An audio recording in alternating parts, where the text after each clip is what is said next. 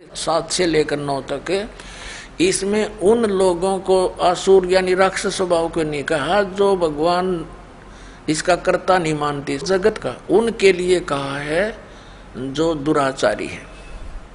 और इसमें स्पष्ट लिखा, देखिए पढ़ के आपको दिखाते हैं, क्योंकि पुण्यात्मा इनकी अंग्रेजी उदास समझ सके। इन भोले भाले आत्माओं को तो गुमराह करी रखा कई सैकड़ों वर्षों से। ये देखना, ये गीता प्रेस गोरखपुर से प्रकाशित। इसमें स्पष्ट किया है 16वें अध्याय के 7वें श्लोक में, अध्याय नंबर 16 का 8वें श्लोक में कहा है, वे आसुरी प्रकृति वाले मनुष्य यानी राक्षस स्वभाव के व्यक्ति कहा करते हैं जगत आश्रय रहित है, सर्वथा असत्य और बिना ईश्वर के है, अपने आप स्त्री पुरुष के संयोग से उत्पन्न होता है। अपने आत्माओं, उन राक्षस स्वभाव वाले व्यक्तियों में से एक गुण ये भी है कि जो जगत को बिना ईश्वर का मानते हैं, और ये लिपापोती क्या करने की चेष्टा कर रहा है देखिए। और फिर क्या उदाहरण लिया है इसने, देखना, गीता सार, अभिलाष दास का गीता सार, ये देखिए अध्याय नंबर 16 के इसने थोड़े से श्लोक लिए हैं, उनमें से ये गीता सार प्रश्न नंबर 204 पर आगे ये क्या कहना चाहता है कि जगत कर्ता ईश्वर न मानना, जगत का कर्ता ईश्वर न मानना असुरी संपदा नहीं। ये अपनी लिपापोती कर रहा है, अपने को टालना चाहता है इसमें से। और फिर क्या बताता है, यदि वह अध्यात्मवादी या सदाचार प्रयाण है, यानी अध्यात्मवादी है ना जो भगवान, अध्यात्म किसे कहते हैं, परमात्मा के बारे में जानकारी। ये कहना चाहता अभिलाष दास के जो परमात्मा का कर्ता नहीं मानते और जो अध्यात्म मार्ग में लगे हुए हैं वो असुर स्वभाव के नहीं कहे गीता में।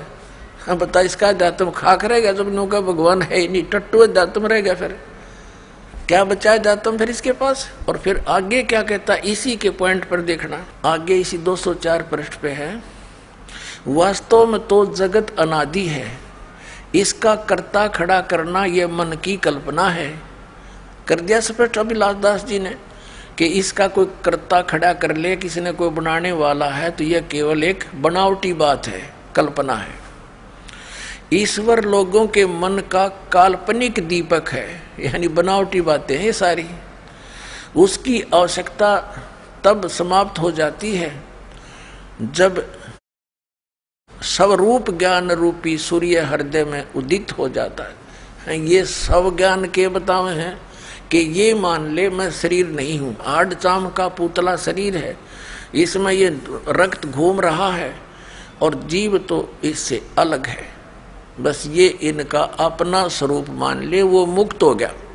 और फिर समाधि लगाना बताते हैं कि ऐसे हटता चला जाए, तू शरीर नहीं है, तू रक्त चाम का पुतला नहीं है, तू मन भी नहीं है, तो कति स्वर्ण हो जा, यानी माइंडलेस मैन हो जाने के बाद ये मुक्त मानते हैं, मोक्ष मानते हैं। फिर आगे क्या बताया है इसने, और लिपापोती की है, देखिए कि जैसे गीता जी में कहा है कि वो असुर स्वभाव के हैं जो ईश्वर नहीं मानते, कर्ता नहीं मानते ईश्वर को। कोई मनुष्य दुराचारी हो और ईश्वर मानता हो तो क्या वह देव हो जाएगा?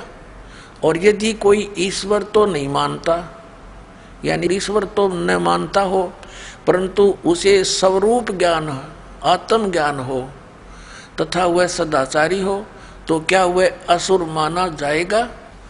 देख, ये अपने चेलों को दृढ़ रखने के लिए कि तेरा दामन थामे रहे, ये छोड़ ना जाए, ये सिद्ध करना चाहते हैं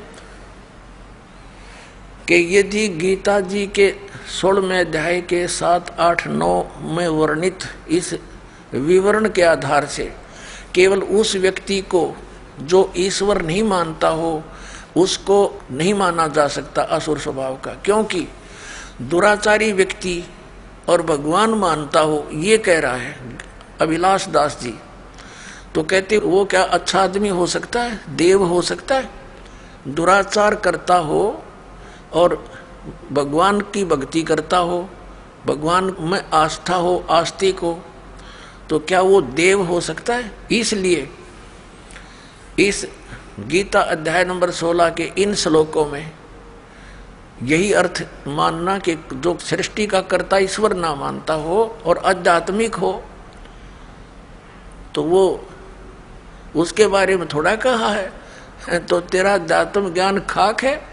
जब जीव ही भगवान है तो गधा भी भगवान, कुत्ता भी भगवान, फिर क्यों दुनिया को मूर्ख बनाए बैठा है? कबीर साहब को तो इस जड़ से नाश करना चाहते हैं काल के दूत, और ये दीमक है इस परमात्मा कबीर जी के कबीर पंथ में, इसका नाश करने के लिए इसका जन्म हुआ। ये स्पष्ट किया गीता जी में कैसे व्यक्ति संसार का नाश करने के लिए ही उत्पन्न होते हैं। और कबीर साहब के उस बीजक ज्ञान को ये क्या समझेगा जब इसने ये फाइनल कर दिया भगवान नहीं, तो उसके विषय में सूक्ष्म वेद में कहा है कि बीजक की बाता कहेंगे बीजक ना ही आथ, ये पृथ्वी डोबन उतर रे का क्या मीठी बात। अब देखो फिर देखिएगा ये 16वां अध्याय गीता सार, इस अभिलाष दास के ही विचार, ये देखिएगा ये क्या कहता है कि कोई मनुष्य दुराचारी हो और ईश्वर को मानता हो, उसमें आस्था हो, तो क्या वह देव हो जाएगा? और यदि कोई ईश्वर तो न मानता हो परंतु उसे स्वरूप ज्ञान आत्म ज्ञान हो तथा वह सदाचारी हो, तो क्या वह असुर माना जाएगा? अब देखो, अब यहां स्पष्ट किया है कि वास्तव में तो जगत अनादि है। ये अभिलाष दास के विचार, इसका कर्ता खड़ा करना मन की कल्पना है, या इसका कोई भगवान नहीं है। इसके रचने वाला ईश्वर लोगों के मन की कल्पना है। और यहां देखो, जगत कर्ता ईश्वर न मानना असुरी संपदा नहीं है। यदि वह अध्यात्मवादी या सदाचार परायण है, ये अपनी लिपापोती कर रहा है, अपनी आरती आप पर साजे भी हो, यदि उसमें अध्यात्मवाद है, आध्यात्मिक है, सदाचारी है। और फिर यहाँ क्या कहता है कि कोई मनुष्य दुराचारी हो और ईश्वर मानता हो, तो क्या वह भला व्यक्ति हो सकता है? क्या वो देव हो जाएगा? यदि कोई ईश्वर न मानता हो, यानी अभिलाष दास, परंतु उससे स्वरूप का ज्ञान हो, तो वो सदाचारी हो, तो वह क्या असुर माना जाएगा? अब इसके इस जगत का कर्ता ने मानना असुर संपदा नहीं, यदि वह अध्यात्मवादी सदाचार। फिर कहते हैं वास्तव में तो जगत अनादि है, इसका कर्ता खड़ा करना एक मन की कल्पना है, कर्ता है नहीं, भगवान नहीं है कोई, और ईश्वर लोगों के मन की कल्पना। फिर ये कहता है कि कोई मनुष्य दुराचारी हो और ईश्वर को मानता हो, तो क्या वह भला आदमी हो जाएगा, देव होगा? और जो ईश्वर को नहीं मानता हो, ईश्वर है ही नहीं, और परंतु उसको स्वरूप ज्ञानात्म ज्ञान हो, सदाचारी हो, तो क्या वो असुर होगा?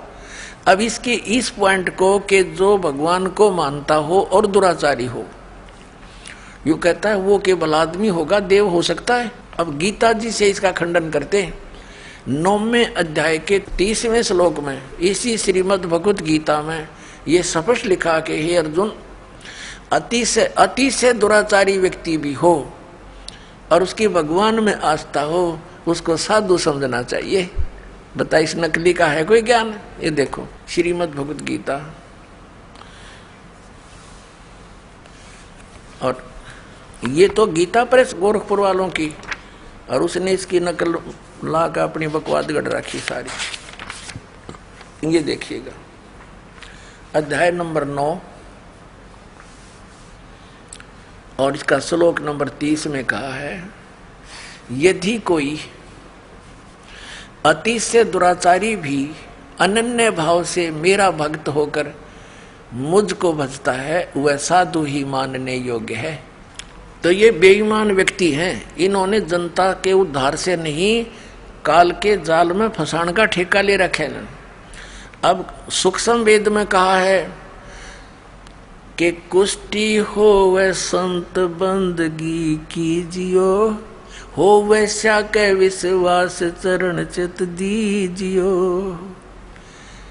परमात्मा ने कहा है यदि किसी भक्त का कोड भी लाग रहा हो, कितना ही उसको दुख हो कर्म का, और वो भक्ति पर लग गया है, तो उससे हेट ना करना, उससे नफरत ना करना, उसको भी प्यार देना। वो भक्ति कर रहा है, वो भक्त हो गया। और वैसा का विश्वास, भगवान की श्रद्धा हो, भगवान को मानती है, वैसा कहते हैं चरण चित दीजिए, उसकी किस्मत सराइए उस बेटी की। ठीक है, कर्म के आधार से कोई कसाई बना हुआ है, कोई डाकू बन गया, कोई शराबी, कोई कुछ, तो जब इस मार्ग पर लग गए हैं विश्वास से तो बुराई भी छूटेंगी। और ये क्या कह रहा है कि कोई अति से दुराचारी व्यक्ति हो